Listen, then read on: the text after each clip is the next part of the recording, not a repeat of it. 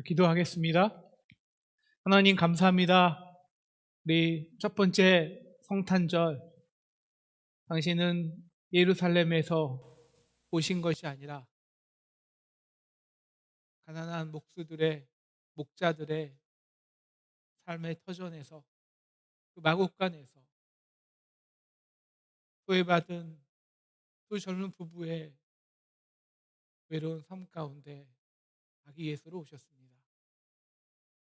하나님, 비록 오늘 우리가 다 성전에 예배하지 못하지만 첫 성탄절처럼 성도들의 삶 가운데 임마누엘 하셔서 하나님, 우리 성도들의 아픔과 고통과 연약함 속에 아기 예수로 오셔서 오늘 말씀으로, 또한 기도로, 찬양으로 예배할 때 하나님, 높은 곳에는 영광, 땅에서는 온전한 평화를 우리에게 허락하여 주시기를 간절히 기도합니다. 이 모든 말씀 예수님의 이름으로 기도했습니다. 아멘. 사람은 변할까요? 변하지 않을까요?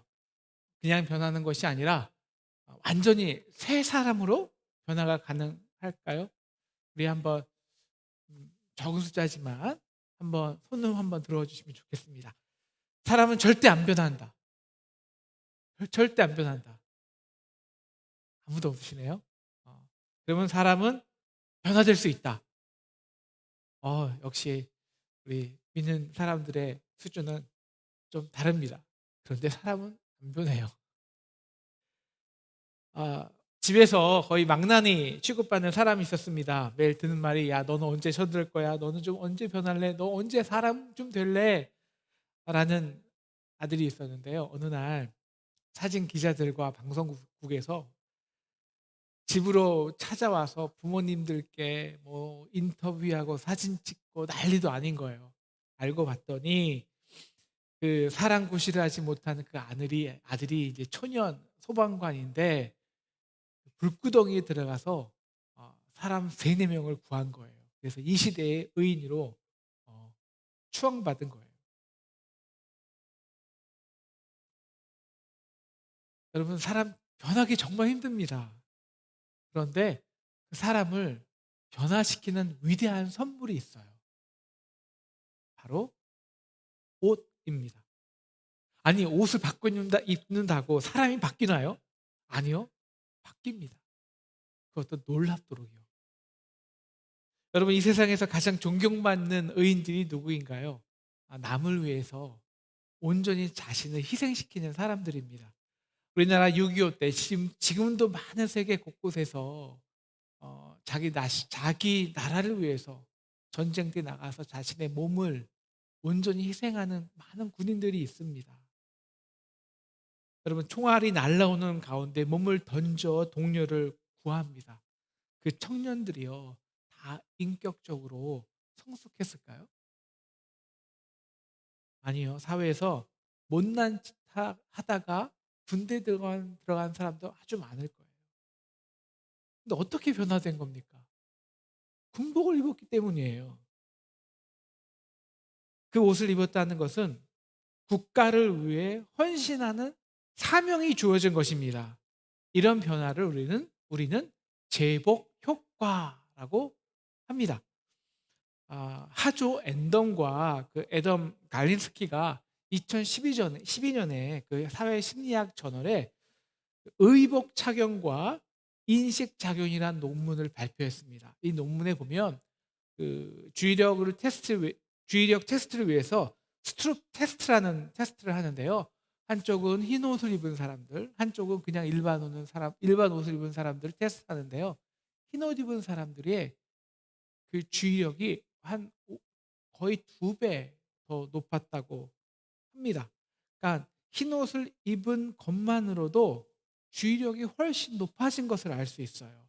그것은 아, 이렇게 옷은요, 각자 맡은 바 사명을 성실히 수행하기 위해서 끊임없이 자기 자신을 상기시켜주는 역할을 하게 합니다.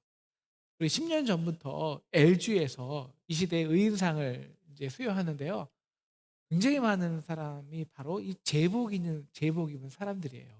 경찰관, 소방관, 군인 이런 사람들이죠. 여러분 세월호가 침몰할 때 거의 가장 빨리 나온 사람들이 누구죠? 선원과 선장이었습니다. 그런데 한번 생각해 보세요. 그 선원과 선장이 제복을 입었다고 생각해 보세요. 가장 빨리 나올 수 있었을까요? 아니요. 같은 사람이지만 적어도 학생들을 구하기 위해서 노력은 해봤을 거예요. 사랑하는 상동 성도 여러분, 여러분 예수 믿고 많이 변하셨습니까? 지난주 말씀같이 우리가 그리스도의 장성한 분량까지 성장했나요? 이러한 찬양이 있죠. 289장인데요. 주 예수 내 맘에 들어와 계신 후 변하여 새 사람 되고. 저도 중학교 때 고등학교 때요 정말 산에 가서 정말 매일 부르짖었어요. 갈 때마다 주님 변화되고 싶어요. 새롭게 시켜주세요. 그런데 여러분 우리가 열심히 노력하고 기도하면 변화됩니까? 물론 노력 필요해요. 그런데 오늘 21절 말씀같이 유혹의 욕심을 따르는 그 옛사람이 어느새 내 안에서 스물스물 나타나면 그 모든 노력이 하루아침에 도루묵이 됩니다. 어떻게 우리가 새 사람이 될까요? 오늘 그 비밀이 밝혀집니다. 바로 이거 역시 완전한 선물인데요. 그 이유는요. 우리가 새 사람이 될 수 있는 것은 우리가 새 옷을 선물로 받았기 때문입니다. 여러분 새 사람은요 열심히 노력해서 되는 게 아닙니다. 우리 24절 말씀 같이 읽겠습니다. 24절 시작. 하나님을 지으심을 받은 새 사람을 입으라. 여러분 새 사람은요 되는 게 아니라 입는 겁니다. 한번 따라해 주실래요? 새 사람은 입는 거다. 누가 새 사람이라는 그 옷을 잘 만든 다음에요 우리에게 선물로 주신 거예요. 입어. 그렇게 새 사람은 입는 겁니다. 영어로 put on이라 put on. 성경에서도 put on이 뭐예요? 입는다. put on the new self. 그래서 오늘 설교 제목이요 세 번째 선물 새 옷입니다. 첫 번째 선물이 무엇일까요? 에베소서 2장 8절이죠. 그 풍성한 은혜에 의하여 믿음으로 말미암아 구원을 받았으니 이것은 너희에게 난 것이 아니요 하나님의 선물이라. 네, 우리의 노력 때문에 얻은 게 아니에요. 그냥 선물이에요. 그래서 우리는 행복해서 감사한 게 아니라 감사해서 행복해요. 조건 없이 그 풍성한 은혜를 선물로 받았기 때문이에요. 그래서 우리가 생명이란 것을 선물로 받았고요.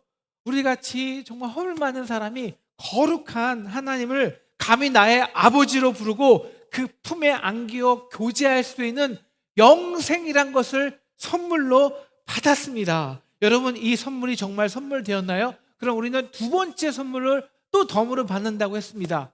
여러분 공짜로 구원 얻은 거잖아요. 공짜로 교회 왔잖아요. 인간적인 자격이나 조건 없잖아요. 그래서 교회는 아주 서로 다른 다양한 지체들이 와요. 그래서 그리스도의 한 몸을 이루어요. 이게 선물이에요. 처음에는 서로 다름이 불편하죠. 그런데 바로 그 서로 다름 때문에 유기적인 흐름이 발생해요.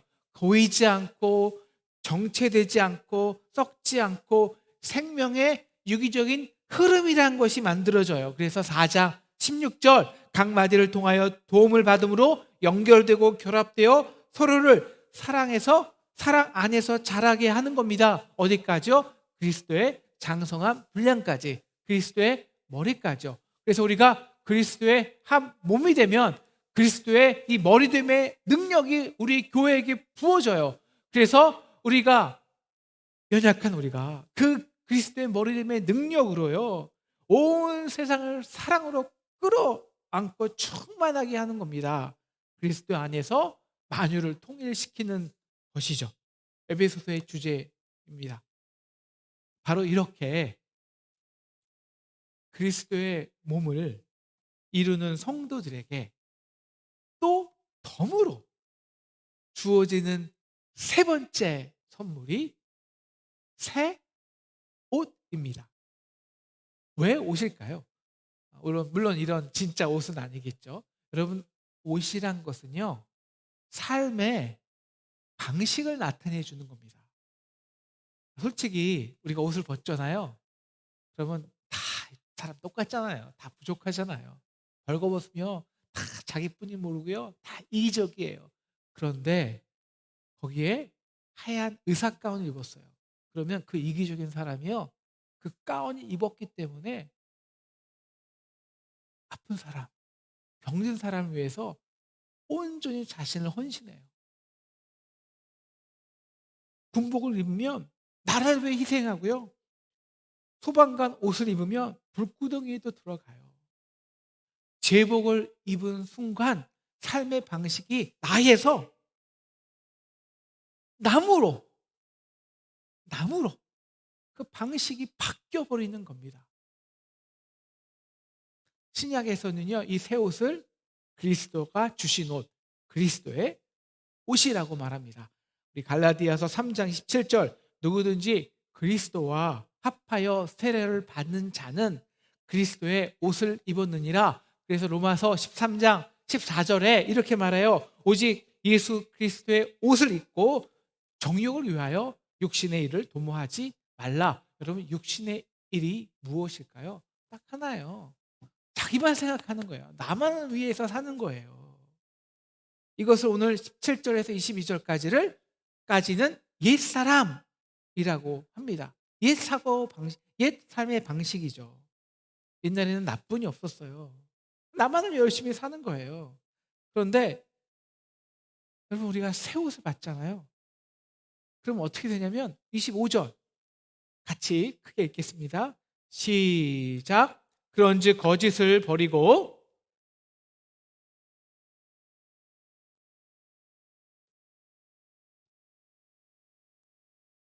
이는 우리가 서로 지체가 되었느니라. 이것이 새 옷입니다. 새 옷이에요. 삶의 방식이라고 그랬죠. 옛날에는 나로만 살던 사람이 서로가 지체가 되어 함께 사는 거예요. 우리가 된 겁니다. 서로 지체가 되었다는 것은요, 한 몸이 되었다는 거예요. 저 사람이랑 나랑 뗄래야 뗄 수 없는 거예요. 옛날에는 아이, 저 사람이 뭐 나만 안 아프면, 나만 괜찮으면, 아니에요. 서로 지체가 되면 이제 저 사람이 아파도 내가 아픈 거예요. 그래서 저 사람이 아픈데 아이, 나는 괜찮아, 뭐 절대 그렇게 살 수가 없는 거예요. 옛날에는 가장 중요한 것이 내가 잘 되는 것, 내가 높아지는 것, 내가 옳은 대로 되는 것. 그런데 이제는 기준이 삶의 방식이 바뀌어요. 왜? 서로 지체로 사니까. 그러므로 이제 이게 서로의 도움이 되는 거야? 이 결국 서로가 성장하는 거야? 서로가 덕이 되는 거야? 이 기준으로 바뀌는 거예요. 그래서 우리 지난 시간에 말한 것처럼 교회의 절대적 기준이 오름이 아니라 덕이 되는 거예요. 네, 한번 따라해 주시겠습니까? 새 사람이라는 것은 나로 사는 곳에서 우리로 사는 사람이 되었다는 것이다. 이게 새 사람의 옷입니다. 이 새 사람을요, 입는 과정이 22절부터 24절까지 자세히 나와 있는데요. 22절, 유혹의 욕심을 따라 썩어져가는 옛사람을 벗어버리고, 여러분, 옷은 벗는 거잖아요. 옛사람은요, 내가 변화되는 게 아니에요. 벗어 던지는 거예요. 어떻게 벗어, 이게 옛사람의 옷이 벗어 던져질까요? 바로 십자가에서 그 십자가를 선물로 받은 사람은요, 옛 사람의 옷이 그냥 벗어 던져져요. 왜냐하면 그 십자가의 사랑을 경험한 순간, 23절, 오직 너희의 심령이 새롭게 되어. 그냥 심령이 변하는 거예요. 마음이 먼저 변화돼요. 그래서 어쩔 수 없이 이제는 주님이 지어준 그 의와 진리와 거룩함으로 지어진 새 옷을 입는 거예요. 그럼 그 유혹의 욕심을 따라 사는, 즉 그 우습을 따라 사는 옛 자의 옷이 무엇일까요? 우리 17절부터 보시면요. 아, 여러분, 이게 허망과 그다음에 이, 이 총명이 어두워지는 것과 그래서 심판당하는 건데요. 여러분, 사랑하는 상동 성도 여러분, 정말 이 세상에 혹시 나만 있잖아요. 나만 알아요. 그리고 그 남 별로 중요하지 않아요. 여러분, 그러면 어떻게 될까요? 우리 뭐 TV에서나 미디어에서 이렇게 이제 부자들이 갑질하는 것을 보이는데요. 그런 사람들은요, 오히려 자기 수하 있는 사람들이에게 먹을 것이 굉장히 인색해요. 그런데 자기들끼리는 뭐 한 끼 먹는데 알지 못하는 요리, 뭐 수백만 원, 수천만 원 먹는 거 먹으면서도 만족을 못 해요. 왜냐하면 마음이 17절 허망해서 그래요. 허망해서. 이 허망함은 18절 사람의 총명을 무지하게 해서 어둡게 해요. 그래서 무지하게 해요. 그래서 19절 고삐 풀린 망아지처럼 감각 없는 자 같이 방탕과 허영으로 살게 합니다. 그 결과가 심판과 죽음이죠. 왜 마음의 허망함으로 시작할까요? 그 본질적, 심리적, 철학적 이유는 간단해요. 나로만 살기 때문이에요. 나라는 내면 세계의 공허함 때문이에요. 그래서 여러분, 이것이 모든 죄의 근본이에요. 하나님은 우리를 그분의 영으로 지으셨어요. 그래서 우리 안에는 그분의 영과 교제해야 돼. 그분의 영이 거하는 이 공간이 있어요. 그래야 행복해요. 그런데 내 안에 죄로 인해서 그 하나님이 내 안에 거하실 수가 없게 되었다고요. 그래서 던져진 존재, 허망한 존재, 외로운 존재가 되었어요. 나로 살아야 되거든요. 이제 나로만. 여러분, 이 내면 세계 공허함이 가장 많이 들 때가 언제일 것 같아요?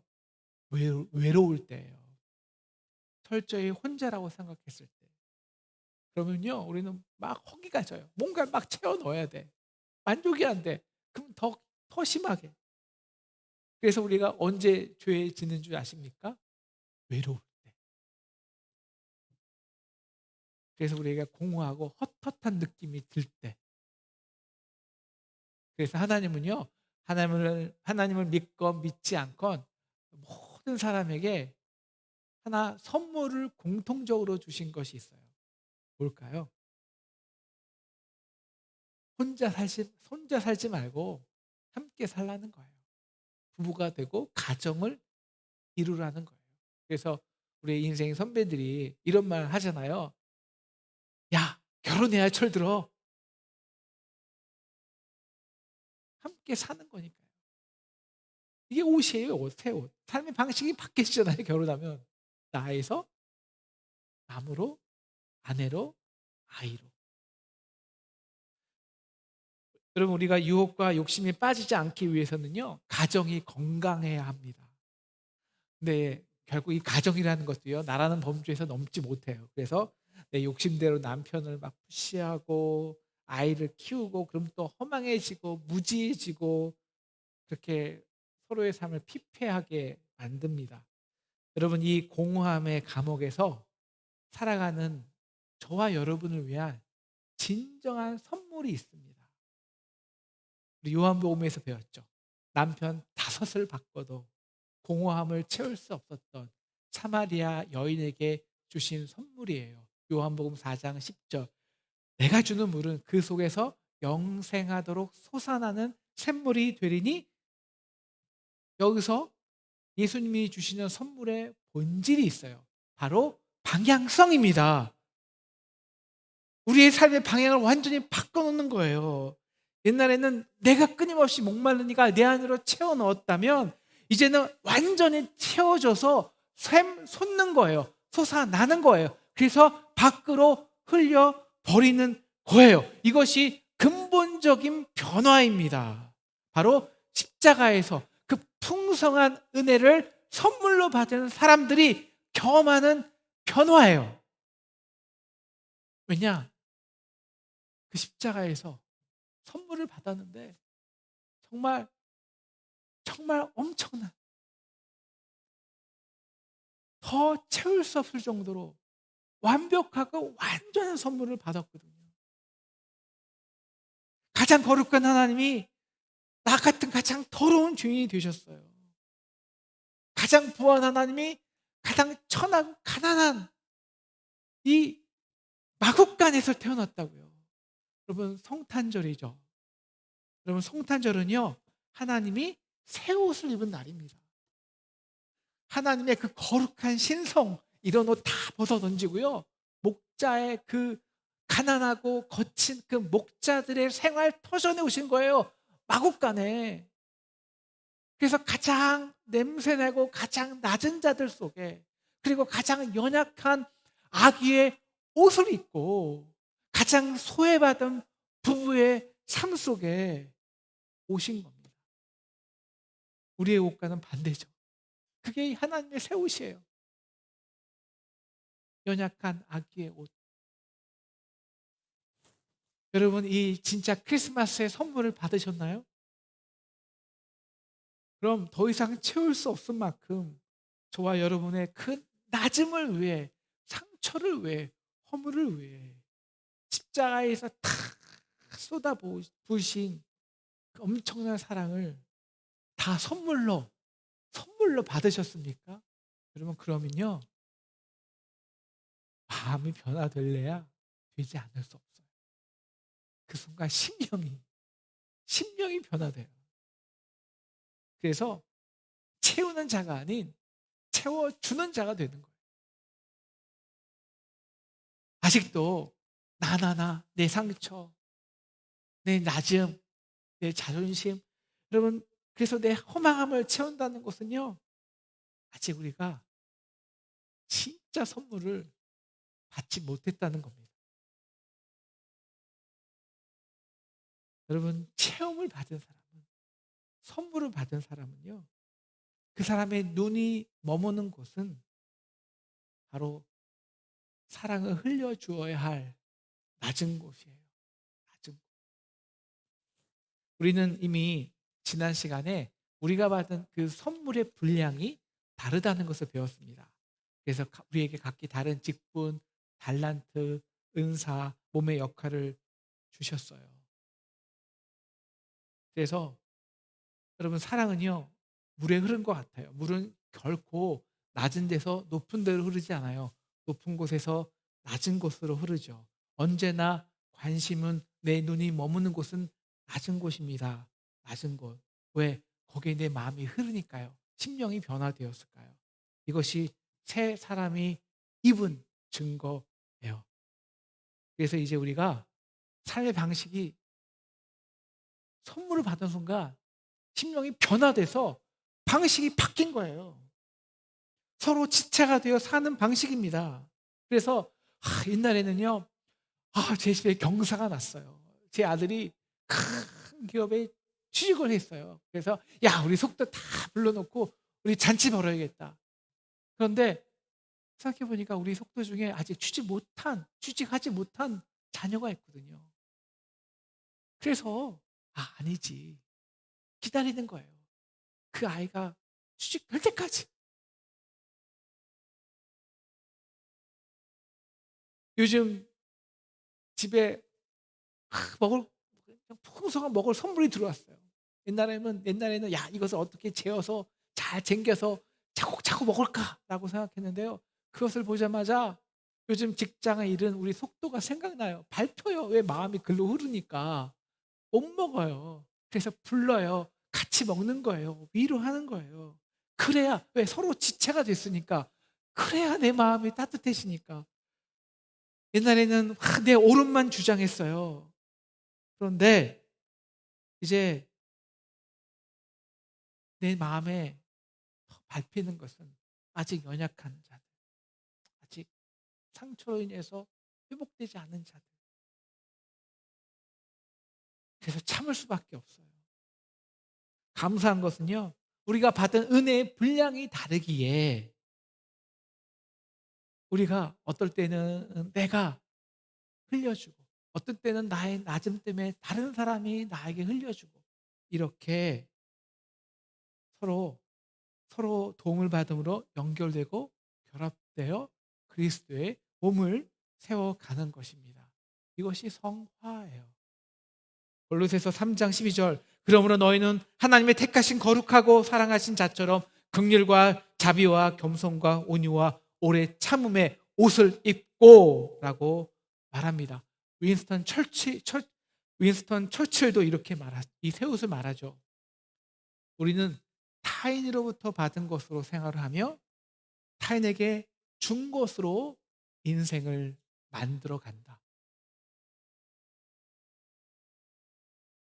이제 이 새 옷을 입은 사람들이 어떻게 교회 안에서 삶의 방식이 바뀌는지 26절부터는 구체적으로 말하는 거예요. 우리 26절 같이 읽을까요? 시작. 분을 내어도 죄로 짓지 말며 해가 지도록 분을 품지 말고. 예, 우리가 분을 낸다는 것은 이거예요. 나의 상처를 건드렸다는 거거든요. 화가 확 올라오잖아요. 화날 수 있어요. 네, 우리는 화를 나요. 그런데 분을 품지 말고 해가 지나지 말라. 왜 그럴 수 있을까요? 네, 물론 우리가 연약해서 화가 나지만 내 상처가. 근데 선물을 받은 사람은 이미 그 상처가 치유됐거든요. 선물이니까. 그 받은 순간에. 그러므로 뭐가 더 관심이냐면 그 상처받은 사람. 그 상처로 인해서 그 연약함으로 인해서 나에게 화를 낸 바로 그 사람의 연약함이에요. 그 방향이 바뀌는 거예요. 그래서 이해가 가고 치근히 여기고 불쌍히 여기지고 용서가 되는 것입니다. 아휴, 뭐 어차피 뗄래야 뗄 수 없는 지체인데 아휴, 뭐 더 섬겨줘야지 뭐 기다려야지 뭐. 바뀌는 거예요. 분은 낼 수 있지만 정죄하는 죄를 짓지는 않는 거예요. 그리고 그 악함의 이 마귀에게 틈을 내주지 않는 거예요. 지배당하지 않는 겁니다. 우리 29절처럼 무릇 더러운 말은 너희 입 밖에 내지 말고. 속으로요, 우리가 정말 막 욕이 나올 수도 있어요. 그냥 근데 차마 상대에게 뱉지는 못해요. 왜? 서로 지체니까. 서로 지체니까. 내 몸이니까. 그렇다고 우리가 속으로 막 분나고 욕이 나오는데 막 겉으로 친절한 척하고 그렇게 이중적으로 살라는 것은 아닙니다. 여러분, 우리가 새 가족이 되었다는 것은 이렇게 서로의 이 벽을 울타리를 내려놓고 서로의 허물로 아픔이 상처가 돼요. 그런데 뭐가 새 옷을 입는 순간 그리스도의 그 풍성한 은혜가 선물이 되는 순간 나는 이미 치유받은 사람이거든요. 나는 이미 용납받은 사람이고요. 나는 이미 용서받은 사람이에요. 그럼 관심과 방향이 바뀌어져요. 연약한 상대로.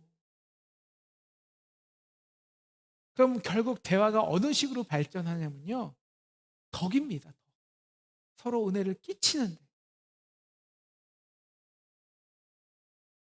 그래서 서로가 더 깊이 이해하고 서로를 성장시켜 주는 거예요. 그래서 우리 29절 말씀 함께 다시 읽겠습니다. 시작. 무릇 더러운 말을 너희 입 밖에도 내지 말고 오직 덕을 세우는데 소용이 되는 대로 선한 말을 하여 듣는 자들에게 은혜를 끼치게 하라.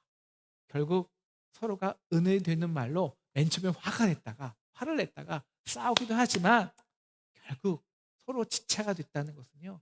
결국 끝은 은혜로 끝나게 되는 거예요. 은혜로. 이게 새 사람을 입는 옷입니다. 옷이에요. 서로 은혜를 끼쳐 덕을 세우는 옷을 입는 겁니다. 이제 마지막 질문으로 오늘 말씀을 마치려고 합니다. 사랑하는 창동 성도 여러분, 여러분 정말 구원 받으셨습니까? 우리가 추수감사절부터 계속 선물을 이야기하고 있는데요. 여러분 정말 진짜 구원은요 선물이어야 돼요. 완벽한 선물이 아닌 이상 그건 구원이 될 수가 없어요. 여러분 풍성한 은혜로 십자가에서 여러분 구원을 선물로 받으셨습니까? 여러분 우리가 그 구원받는 증거가 무엇일까요? 이제 나로만 살던 저와 여러분이 우리로 그리고 서로로 사는 사람이 된 것입니다. 새 사람을 입읍시다. 여러분 결단만 있으면 되는 거예요. 옛 사람을 벗어버리고 새 사람을 입으라. 이건 결단이에요. 선물을 받은 자만이 의지가 아니라 심령이 변화됨으로 얻은 바로 그 결단이에요. 여러분 저 오늘 옷 바꿔 입는데 입은 분이 안 걸렸거든요. 선물이 되면 그 순간 바뀌어요.